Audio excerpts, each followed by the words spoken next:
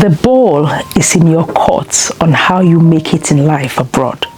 You can choose to slave away, have 5 jobs, not have any rest, not have any quality of life, and do this for 20 years. And if you lose your job, you lose it all up. Or there's the smarter option that I'll share in this video. I can say this because I have had multiple businesses. There was a point that my business was bringing almost 6 figures, and I've lost it all. I've gained it. I've had high-powered jobs in the corporate world. I've lost it. I have started again, and I never find it hard to start again. So I'm going to share today just my thoughts on a lot of immigrants who prefer to slave away, multiple jobs, just what you can do different, not major things that you probably know, little things here and there that you can do to acquire wealth, because there's no point at all in having all the money in the bank account. Having cash, I'll say disposable or liquid cash, that's far from wealth. Wealth are things that will keep you going, keep your family, your kids and your grandkids wealthy years from now. But I don't think that a lot of us have cracked the code. I'm going to share what my thoughts are, and also about the new announcement on AI, what that will do for a lot of us in terms of work abroad, and the opportunities that we have in Africa today. As an immigrant in the UK, there are several ways for you to make money, to have cash. Most people have 2 or 3 jobs, and this applies not only in the UK, but that's where I live, Canada, US. A lot of immigrants over the past maybe 50 years have succeeded abroad against all odds by having multiple jobs, keeping focus, and maybe not leaving, just surviving, because they have a big plan in the future, perhaps to go back home and settle, which is a very good plan. But over the past maybe 10 years, or I'll say most recently, since this advent of business or entrepreneurs, which was born during COVID, people are so different. People are more strategic in their decisions and in the way they plan their futures. They think more about long term. There's absolutely no attraction anymore for people to have 2, 3 jobs where they'll leave in the morning and they could work for as much as 24 hours. The direction is moving towards either starting a business or upskilling what they already have. I can tell you that the number of immigrants that are on the top tier of earners has doubled, because people are realizing that it's not really about working hard, all hours sent. It's about working smart and having a strategic direction. And that's the only way to acquire wealth. To be honest, I have made money from working. I have lost it. There was a time that I had a business that was almost making 6 figures in a short period of time, and I lost it as well. So I've gone full circle, I'll say 360.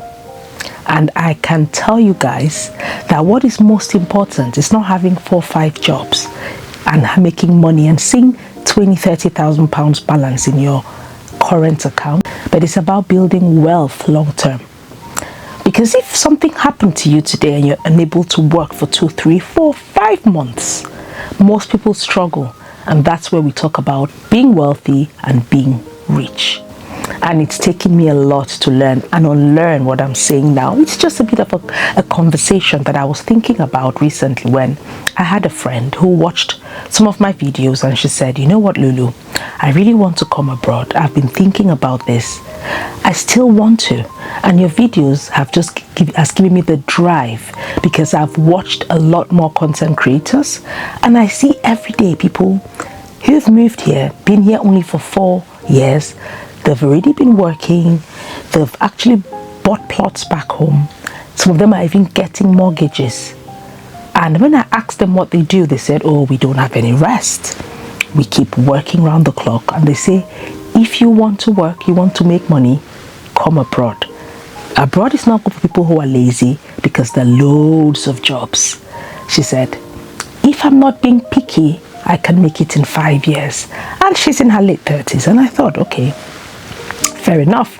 She really has a grand plan of how she'll work 2 or 3 jobs, not have weekends for the first 3 years, and save herself about £40,000. She's done all the maths.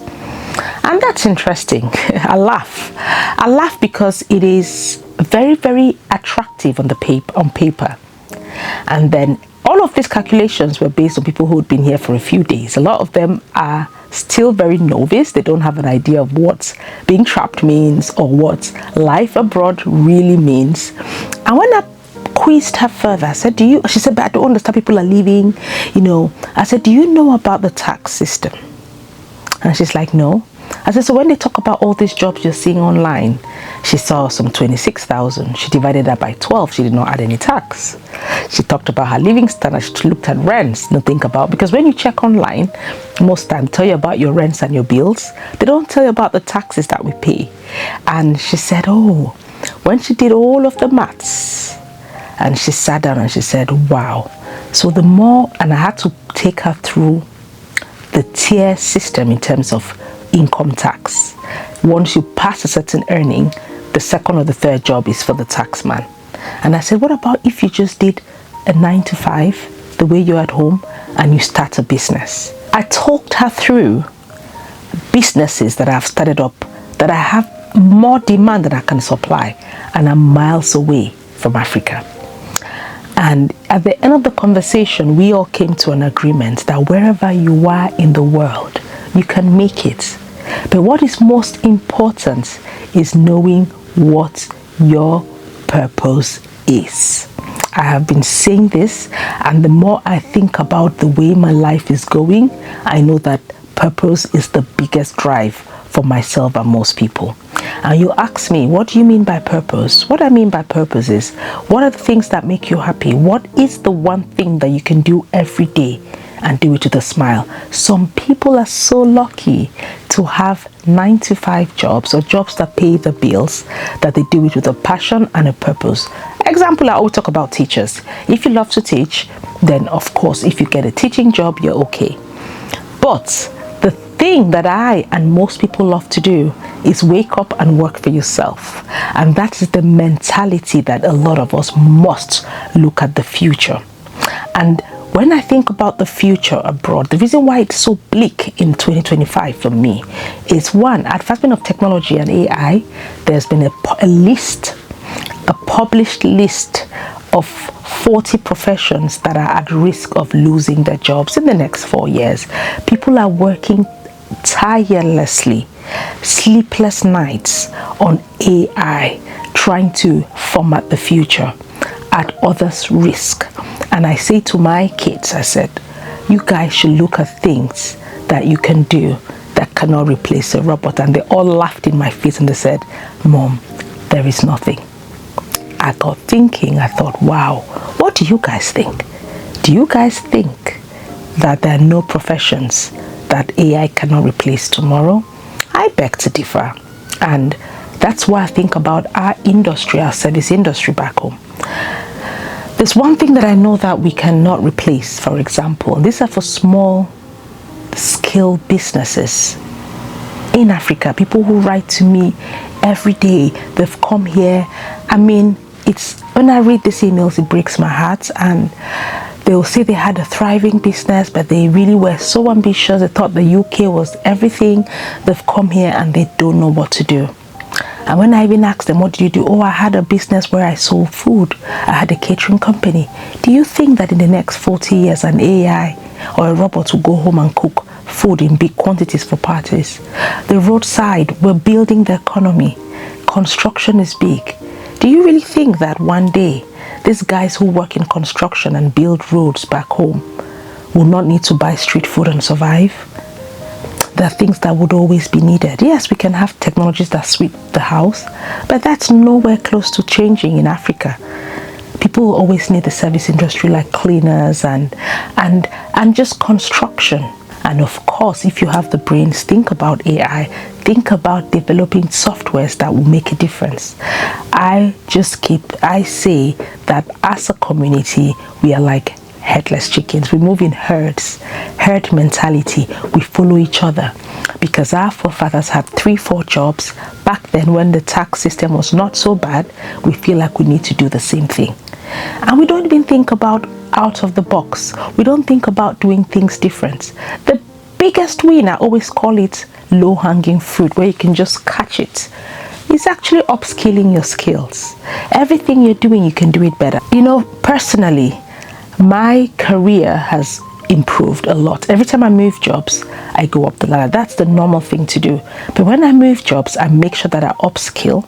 I look at the skill shortage and those my peers who earn similar money. It works a treat every time. Because upskilling yourself means that you'll be having more money, you can have more residual income, and you can start thinking of investments. When I talk about business, it doesn't have to be necessarily brick and mortar. You having a shop, you having a business place. You can start actually investing. Maybe not just keeping it to the S&P 500. Maybe you can diversify your portfolio. You can think of, saving accounts with high interest. You can think of using your money to work while you're sleeping long term. I always say that the goal is long-term freedom, not short-term gratification. Delay your short-term gratifications, because when you have a good job, you're earning well, the temptation is to splurge. Lifestyle creep, the things that we've always wanted, but having focus and knowing what you want from the onset will really be the answer. What do you guys think about the announcement from Microsoft and the jobs that are going to be asked? What do you guys think about investments in Africa today? Job opportunities. I always say this, that there was the boom in early 2000s when IT guys made money. This is happening in Africa. Mark my words, it's happening now. But if you still believe that the best way is to slave away and perhaps save up and go, that's another option. But be careful, because there are people every day who are found slumped in apartments at work because of stress. Stress is that silent killer, and you can have all the money in the world, and if you don't have health, you're not living. I just thought about this today, and I thought I'm going to share it. It's not the typical video I'll do, because I'll normally answer questions, and I have a few videos that I am preparing. People have asked me to talk about jobs that have the most income, the highest earners, and I'm preparing that for you. And I'll also be answering a few questions about life in the UK and life abroad. I hope that this has helped you.